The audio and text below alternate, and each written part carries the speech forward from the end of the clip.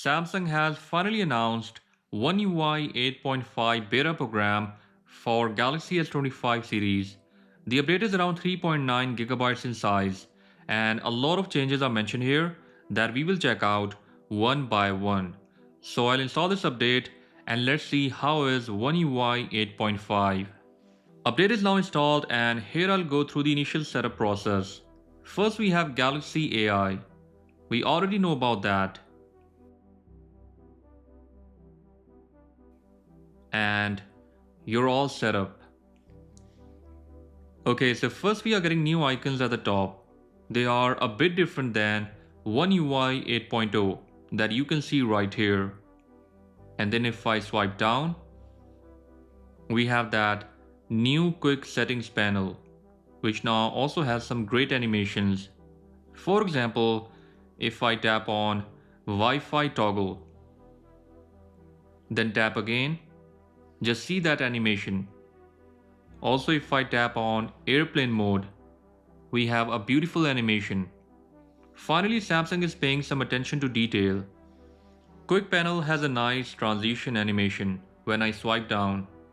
I'm using together option in panel settings.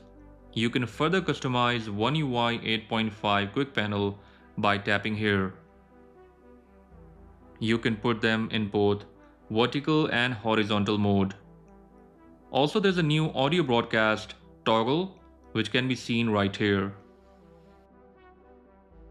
Photo Assist is a brand new option with OneUI 8.5 update.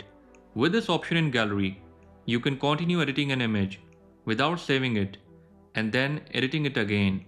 For example, I have this image and I will tap on Generative AI.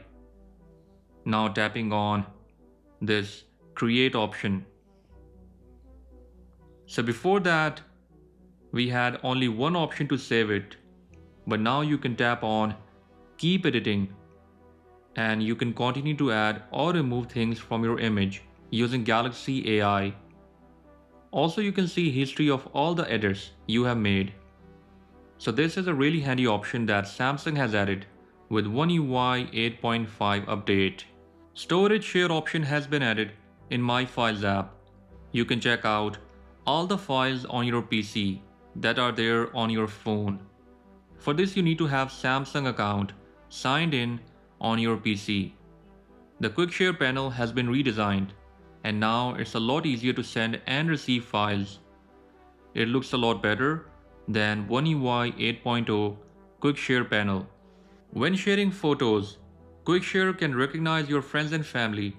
I think they are using Samsung account profile picture to detect who is in the photo and then they are suggesting the right accounts for quick share. Adaptive lock screen clock is working with every kind of wallpaper. Before that, it was only working with animal and human portraits, but now you can use it with any wallpaper. For lock screen clock, more fonts are now added, and if I tap here, I'm also seeing this option to add or download more fonts. Weather app is getting a brand new look and now it also has that pollen index which is missing with weather app on OneUI 8.0. Clock app is the same like OneUI 8, but now you'll see weather as background with your alarms. Calendar app is also the same like OneUI 8.0. Maybe we will see new apps with upcoming OneUI 8.5 beta updates. Then there is new look for battery info in settings app. Software update menu also looks a lot clean and minimal, and now it just says OneUI 8.5 with a gradient background. And if you want to check out your last update, you can just tap here. Search bar is now in this pill shape at the bottom, and it's also like this for the app's screen. Power saving mode has been also simplified, and now it has just two options. One is standard and the other one is maximum. You can further change settings by tapping on each option. Screen recording menu has a brand new layout, and now it has an option for partial screen recording, which is once again a really nice option. So those were some main changes and features with OneUI 8.5. There are a lot more small changes that I will discuss soon. Make sure to subscribe so you never miss any update.